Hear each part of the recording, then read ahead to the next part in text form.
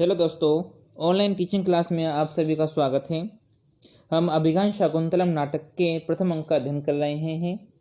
इससे पिछली क्लास में हमने पढ़ा कि राजा दुष्यंत ने अपने सूत को आदेश दिया कि तुम घोड़े की लगाम को ढीला कर दो, क्योंकि वह मृग जो है इतनी तेज गति से दौड़ रहा होता है कि वह राजा दुष्यंत की पहुंच से बाहर हो जाता है। तब सूत ने घोड़े की लगाम को ढीला छोड़ देते हैं, तभी घोड़े भी अत्यंत तेजी से दौड़ते हैं। तो अब ऐसा लगता है कि मानो छोटी वस्तु विशाल हो जाती है, टेढ़े मेढ़े रास्ते सीधे हो जाते हैं और कोई भी वस्तु ना तो पास होती है ना ही दूर होती है। तभी राजा दुष्यंत उस मृग के पास पहुंच जाते हैं और जैसे ही धनुष पर बाण को लगाते हैं उसे मारने के लिए, तभी आवाज आती है। उसी से आगे हम आज का अध्ययन करना प्रारंभ करते हैं। नेपथ्य: भो भो राजन आश्रम मृगोऽयं न हंतव्यो न हंतव्यः। नेपथ्य से आवाज आती है कि हे राजन, यह आश्रम का मृग है, इसे मारना नहीं चाहिए, आप इसे मार नहीं सकते हैं। सूतः बोलता है, आकर्ण्यम अवलोक्य च आयुष्मान अस्य खलु में बाण पथवर्तिनः कृष्ण सारस्य अंतरे तपस्विन उपस्थिता। सूत सुनकर और देख करके, हे आयुष्मान, बाण के लक्ष्य में स्थित इस हरिण के और आपके मध्य में तपस्वी आ गए हैं। जैसे ही राजा दुष्यंत जो है उस मृग को मारने के लिए अपनी प्रत्यंचा पर बाण को लगाते हैं, तभी आवाज आती है कि ये आश्रम का मृग है, सो आप नहीं मार सकते हैं। तब सारथी या सूत बोलता है कि आपके और मृग के बीच में तपस्वी जन या आश्रम के निवासी या साधुजन आ गए हैं। राजा सभ्रमम तेन ही प्रगृह्यन्ताम वाजिनः। राजा घबराहट के साथ, तब तो घोड़ों को रोको, मतलब तब तो आप इस घोड़े की लगाम को खींच लीजिए। सूतः तथा इति रथम स्थापयति। अच्छा, ऐसा कहकर वह रथ को रोकता है। ततः प्रविशत्य आत्मना तृतीयो वेखानसः। तत्पश्चात दो शिष्यों के साथ तपस्वी प्रवेश करता है। वेखानस हस्तम उद्यम्य राजन आश्रम मृगोऽयं न हंतव्यो न हंतव्यः।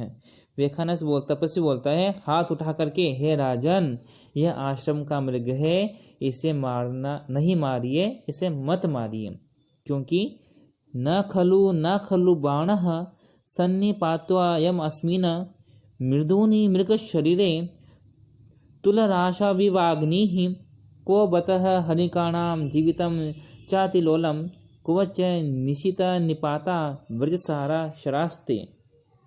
आप इसका अन्वय देखिए। अस्मिन् मृदूनि मृग शरीरे तुलराशौ अग्निः इव अयं बाणः न खलु सन्निपात्यः बत हरिणकानाम् अतिलोलं जीवितं चक्व निशित निपातः वज्रसाराः ते शराः चक्व। अर्थ देखिए आप।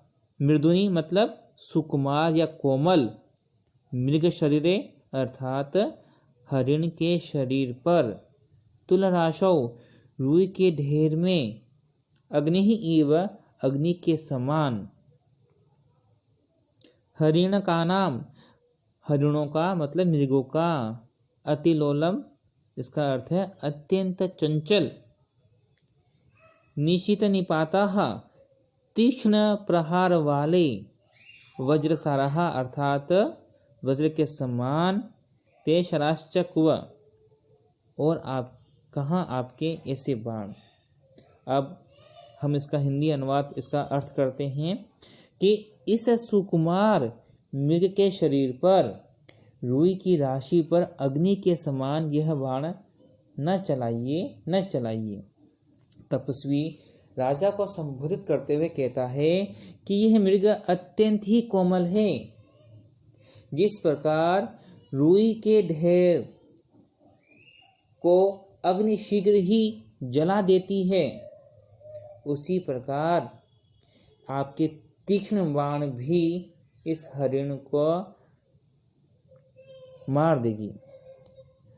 खेद है, कहाँ साधारण मृगों का अत्यंत चंचल जीवन, कहाँ तीखे प्रहार करने वाले वज्र के समान आपके कठोर बाण। राजा को लक्ष्य करके तपस्वी बोलता है कि हे राजन, ये हिरण जो है इनका जीवन अत्यंत ही चंचल होता है और यह आपके तीखे प्रहार करने वाले वज्र के समान कठोर बाण के प्रहार को सहन नहीं कर सकते हैं।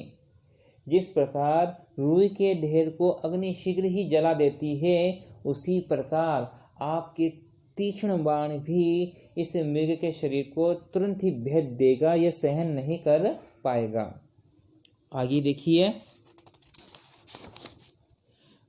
तत् साधुकृत संधानम प्रतिसंहार सायकम आत्रत्राणाय वह शस्त्रम न प्रहर्तुम न नागसी।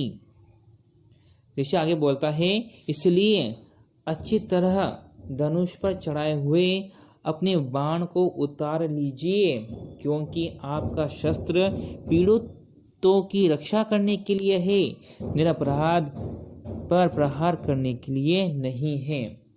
तपस्वी जो है दुष्यंत को बोलता है कि हे राजा, आपने जिस हिरण को मारने के लिए धनुष पर बाण को चढ़ाया है, उस बाण को उतार लीजिए, क्योंकि राजा का ये धर्म होता है कि वह पीड़ितों की रक्षा के लिए शस्त्र उठाए, न कि निरपराध जो अपराध जिसने कोई अपराध नहीं किया है उसको मारने के लिए नहीं उठाते। तो आज हमने 11वें श्लोक तक अध्ययन कर लिया है। 10वें श्लोक की जब बात की जाए तो इस श्लोक में मालिनी छंद है, जिसका लक्षण है ननमययुतेयम मालिनी भोगी लोकैहि। मालिनी छंद में 15-15 वर्ण होते हैं, जिसमें 8वें और 7वें वर्ण पर यति होती है। इसी तरह यहाँ पर प्रथम दो चरणों के विशेष अर्थ के समर्थित होने से अर्थांतरन्यास नामक अलंकार भी है। जब बात इसके व्याकरणात्मक टिप्पणी की आती है तो व्याख्यानस का तात्पर्य है तपस्वी या सन्यासी, और वज्रसारः इसमें समास है वज्रवत सारो यशामते।